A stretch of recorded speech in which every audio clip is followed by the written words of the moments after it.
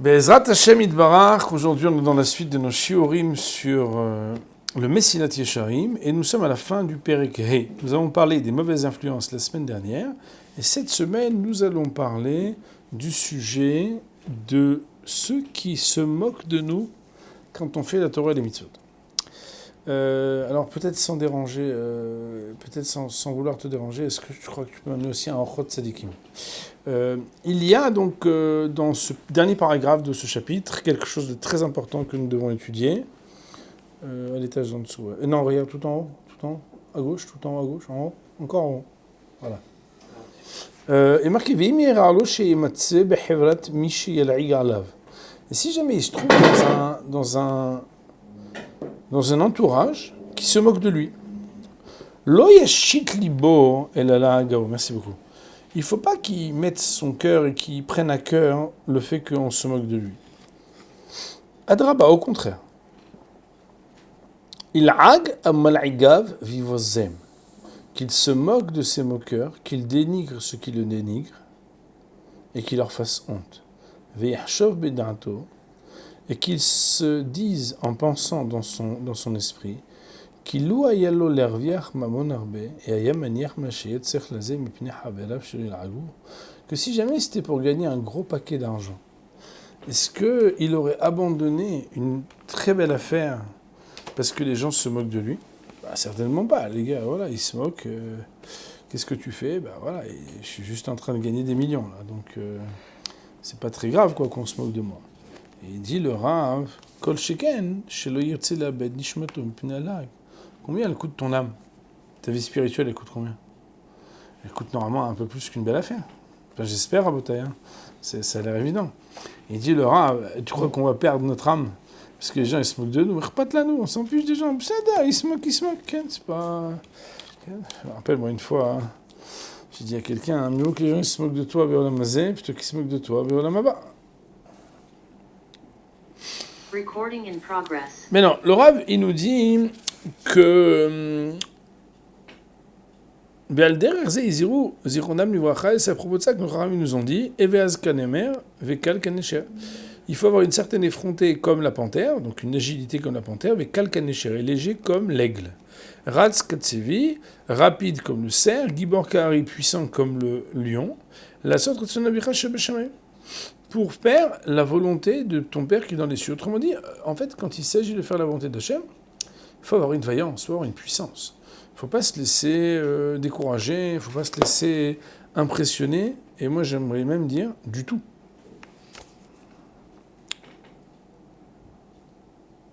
Et David Amelech, il a dit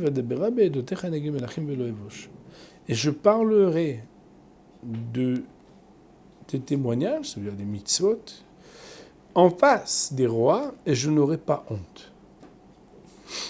Ça veut dire quoi? C'est quoi ça? Il dit là,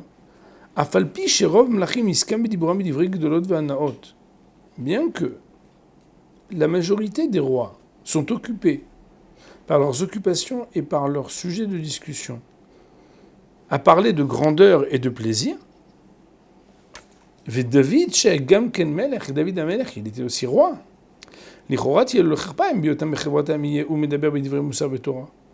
A priori, ça va être honteux pour lui. Quand il est avec eux, il va parler de divrei Torah et de Moussa.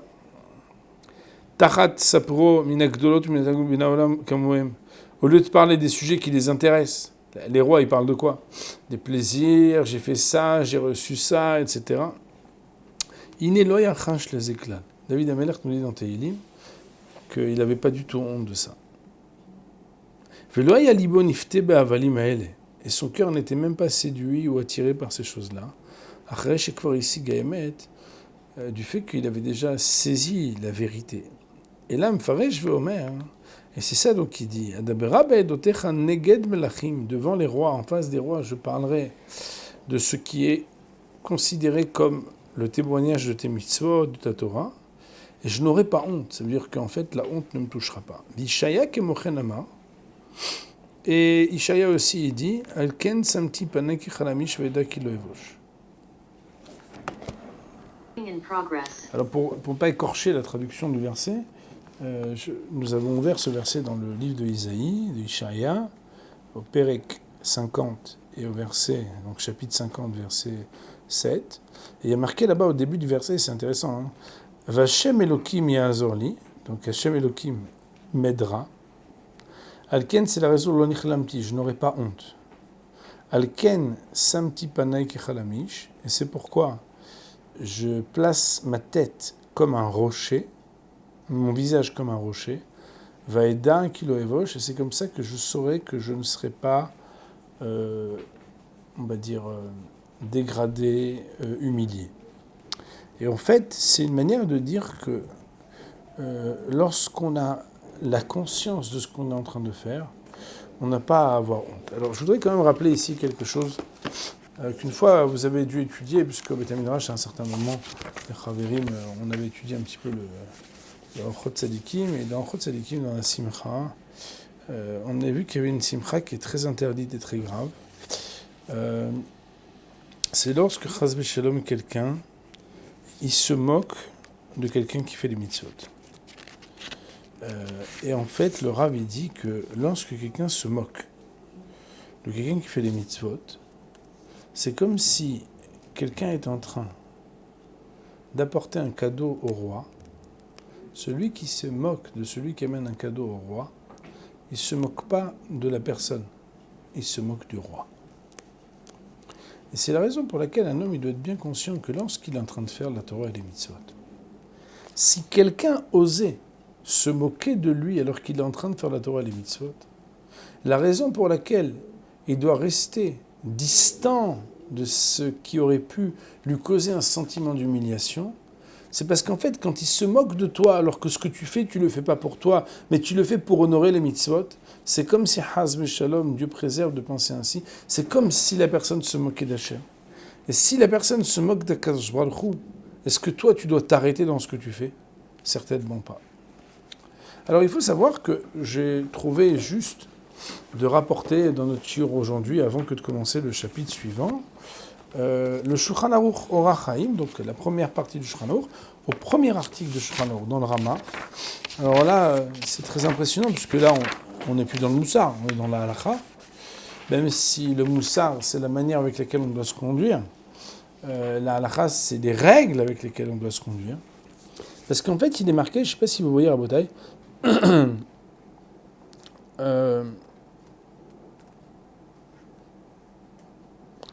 vous voyez la première page, la deuxième phrase, c'est-à-dire les paroles du Rama, est marqué Al kol panim, donc Idgaber kari la amod baboker, la vodat aboro, chez Umer Shachar, etc., qu'il faut le matin se lever avec force, comme si on était un lion. Et après marqué Al kol panim lo echazman tfila, chez Tzivoit panim, Aga. Shiviti Hashem l'elegdi tamid. Un homme il doit toujours se configurer qu'il est en face de Hashem. Klal gadol batorah ma'alot tzadikim. Et ça, c'est un grand principe. Dans les niveaux qu'on voudrait atteindre dans la Torah et les mitzvot, tous les gens qui sont tzadikim et qui olchim lifnei Elokim, en fait, il faut être capable de penser qu'on est devant Hashem. Qu'est-ce que ça change ? Kien yeshivat adam utnotav asakav ulevato beveto. Parce qu'un homme ne peut pas s'installer, bouger et s'organiser de ses occupations quand il est seul.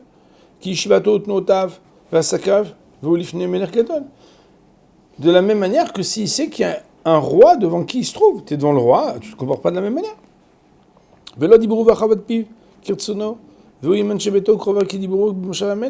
Et quand tu dis je suis juste avec ma femme et mes enfants, ça va, c'est fine, c'est pas la même chose que si Béhémet, tu te trouves devant le roi.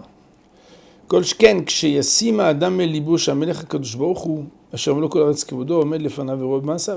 déjà quand un roi de chair et de sang il te regarde, tu dois faire attention comment tu te comportes. A fortiori quand c'est Melech Macham Menachem Kodesh Baruch Hu qui te regarde. Comme je t'ai dit, parce que même si quelqu'un se cache, si quelqu'un ne va pas le voir, bien sûr qu'il va le voir. Miyad yagia elav, si quelqu'un fait ça, immédiatement il va arriver à la ira, à la crainte. Et vous allez voir pourquoi je lis ce texte et je l'associe à notre étude. Parce qu'il dit le Rav, parce qu'après on va voir l'achna, on va toujours avoir honte devant Akadosh Baruch Hu de faire des choses qui ne sont pas bien. Et c'est la raison pour laquelle celui qui pense qu'Akadosh Baruch Hu il est présent dans sa vie, en principe, quand tu penses concrètement et constamment quelque chose est présent, plus tu as conscience de la présence d'Hachem dans ta vie, moins en fait tu peux aller faire des choses qui sont pas en cohérence avec la présence d'Hachem. Et il dit le Rav, donc c'est le Rama Ramoshe Serles qui fait des annotations, c'est l'auteur de toutes les annotations qui donnent les lois Ashkenaz sur le Shulchan Aruch. Il dit Velo yitbayesh mipnei bnei adam mal'igim alav ba'avodat Hashem yitbarach. Et il n'aura pas à avoir honte devant les hommes qui se moquent de lui lorsqu'il réalise le service d'Hachem. Ça veut dire qu'en réalité, mon River Rabotai, un homme, il doit être capable, d'assumer la mission qu'il réalise et ne pas avoir honte. Il faut savoir, mon River Rabotai, que malheureusement, parfois, et c'est vraiment le comble, hein, ceux qui font la Torah et les mitzvot sont gênés devant ceux qui ne les font pas. Alors que ça devrait être le contraire qui devrait être. Par exemple, quelqu'un, il dit « Mais quoi, tu manges pas ?» Il dit « Non, je ne mange pas. » Mais pourquoi ? Parce que « Ah ouais, il mange kasher. Ouais. Ok, bah écoute, tu manges pas. » Alors qu'en réalité, c'est le contraire qui doit avoir lieu. C'est je suis vraiment désolé, on n'a pas commandé kasher. Je sais que toi, d'habitude, tu manges kasher. Et on a énormément d'estime pour toi, mais on n'a pas pu s'organiser. Et la personne peut dire, non, mais c'est pas grave. Moi, de toute façon, j'ai mes principes. Chacun fait ce qu'il décide de faire. Et quelque part, c'est le contraire. Ou bien, tu viens pas au mariage. Comment ça se fait ? Mais en fait, le mariage, il n'est pas séparé. Danser avec la femme d'un autre, c'est totalement interdit. Quand les femmes sont habillées de manière légère, c'est interdit de se trouver à les regarder. Mais les personnes vont te faire, à toi, parce que tu es religieux, te sentir mal à l'aise de faire les mitzvot, alors que ça devrait être le contraire. Et c'est exactement le monde à l'envers, Rabotai. Ou bien quelqu'un est dans une réunion où les gens font que dire du Lachon Hara, et lui, il vient et dit, bon, je vais vous dire un petit mot de ce que j'ai lu cette semaine sur la paracha. Oh, allez, voilà le religieux, voilà. On est en train de parler de la finale de l'Euro, et toi, tu viens nous raconter que tu as écouté quelque chose sur la paracha de Bilam. On s'en fiche de ça. C'est de la paracha de Balak, Ma'akesher, on s'en fiche. Alors qu'en réalité, au contraire, ça devrait être le contraire. Et le problème, en Rabotai, c'est que ça soit comme ça, c'est déjà grave, de la part de ceux qui se moquent, de ceux qui font la Torah et les mitzvot. Mais que celui qui fasse la Torah et les mitzvot en soit fragilisé, nous dit le Rav, c'est un manque de notre côté à nous. Parce que l'autre fasse ça, ça le concerne à lui. Que toi, tu réagisses de cette manière quand il te fait honte, ça, c'est ton problème à toi. Et ça, c'est un sujet qui est quand même très important. Eh bien, avec l'aide d'Hachem, maintenant, nous allons commencer le chapitre Vav. Le chapitre Vav, il s'appelle Bebiur Midat Azerizut, et donc on arrive au deuxième échelon. Le deuxième échelon, après la vigilance et la prudence, c'est la Zerizut. Zerizut, on pourrait traduire le zèle. Et ici, la Zerizut, on va devoir dire plusieurs choses, mais on va commencer déjà, on va voir comment le Rav introduit les choses. Le texte nous dit Hare Zeirut Yavo Zerizut. Je vous rappelle que c'est la fameuse échelle d'évolution de Rabbi Pinchas Ben Yair, où après la vigilance viendra le zèle. Ki Zeirut sobev al l'otaase, parce qu'en réalité la vigilance entoure le sujet de ce qu'il ne faut pas faire, va Zerizut alaase, alors que la vigilance, alors que le zèle tourne autour, donc aborde le sujet de assez des mitzvot positives. Autrement dit, il y a ne pas faire de choses mauvaises et il y a faire les bonnes choses. Aïnousson merava sedov, c'est-à-dire écarte-toi du mal et réalise le bien, comme le dit Tehilim, donc au 34e chapitre. Ve'inyano chez la zrizut me voir, et le sujet de la zérizut du zèle est explicité, chez Akdama les mitzvot ou la shlamat inyanam, qui est comme le préambule et l'introduction à la réalisation des mitzvot et au perfectionnement du sujet des mitzvot. D'ailleurs, nous ont dit dans le traité de Psachim, Zrizim Makdimim la mitzvot. Les gens qui sont zélés, ils devancent les mitzvot. Vezeki, כמו שצריך ביקרות גדול והשקפה רבה להינצל מוקשי יצר רבה להימלט מן הרע שלא ישתות בנו להתערב במעשינו, c'est qu'en fait, de la même manière qu'il faut une grande vigilance et des convictions fortes pour être préservé des pièges du mauvais penchant et pouvoir fuir le mal pour qu'il ne puisse pas régner sur nous et se mélanger à nos actions. De la même manière, il va falloir aussi avoir une intelligence et une clairvoyance grande et une conception claire pour pouvoir attraper les mitzvot, mériter de les réaliser et ne pas les perdre.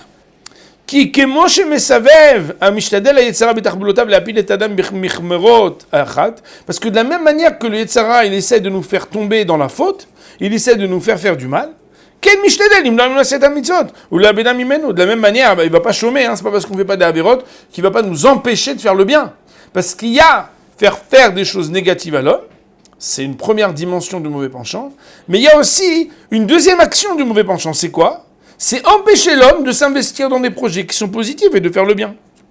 Et si l'homme se relâche et est fainéant, pas assez engagé à courir derrière les mitzvot pour pouvoir les saisir et les réaliser, eh bien, il pourrait rester toute sa vie vide de mitzvot, alors que le gars, il ne fait pas des choses rares, il ne fait pas des mauvaises choses. Moi, j'ai jamais fait de mal à personne. Oui, mais est-ce que tu as fait du bien ? Je ne sais pas. Mais j'ai jamais fait de mal à personne. C'est vrai que tu n'as jamais fait de mal à personne, mais il va falloir quand même avoir un projet positif. Vous comprenez ? Et il dit le Rav, Vétiré qui t'éva Adam kaved meod. Il faut savoir que l'homme, sa nature est très lourde. Il y a des gens qui auraient dit, on est des lourds. Rabotai, on est des lourds. Pourquoi ? Parce que la matérialité qui nous constitue, elle est faite de terre, Adam mina Adama. L'homme vient de la terre. Et alors quoi ?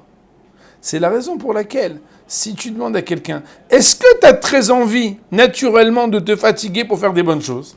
C'est très rare que quelqu'un dise, je crève d'envie de me fatiguer pour faire des belles choses. Il préférerait dire, moi je préfère mon oreiller, je préfère me mettre au soleil, je préfère boire quelque chose, je préfère me détendre, je préfère faire une sieste et on en reparle.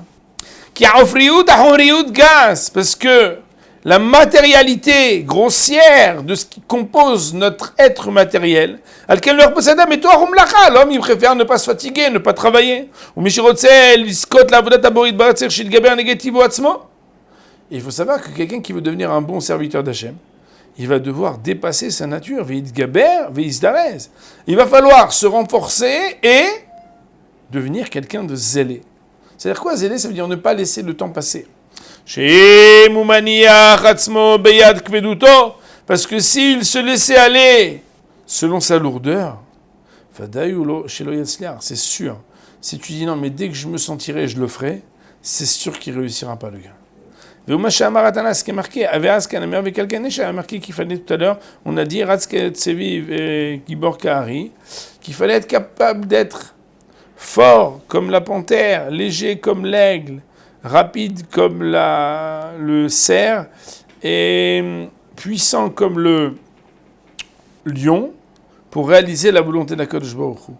Et en réalité, ça veut dire que dans la vie, on doit être dans l'effort. Et pour être dans l'effort, une des premières choses qu'il faut faire, c'est que faut pas perdre son temps. Il faut se mettre en action. Et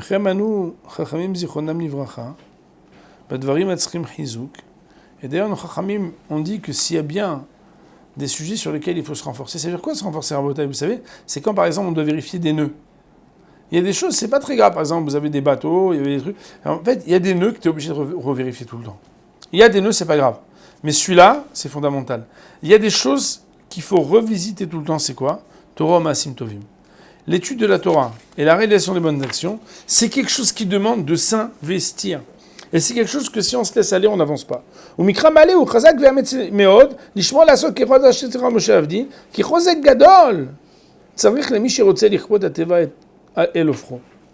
le verset nous dit dans Josué,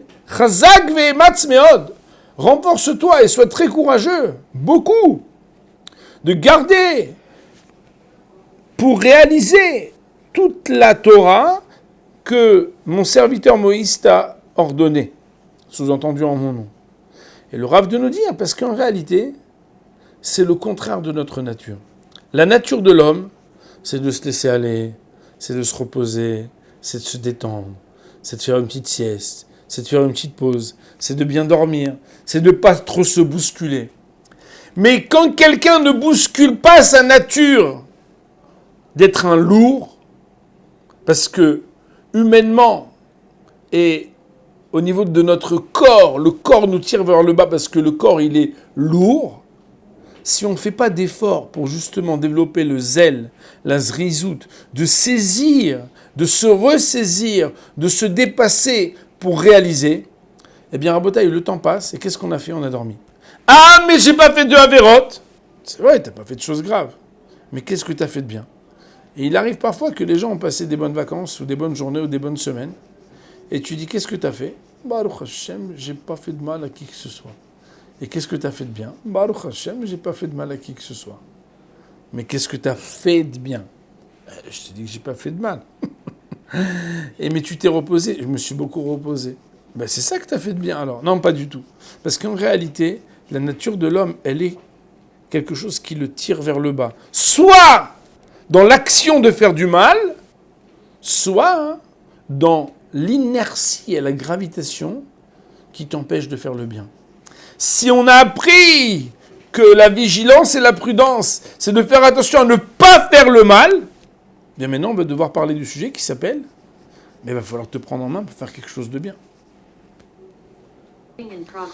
Be'ezrat Hashem, on va dire pour cette semaine, Baruch Neili Olam, Amen ve Amen.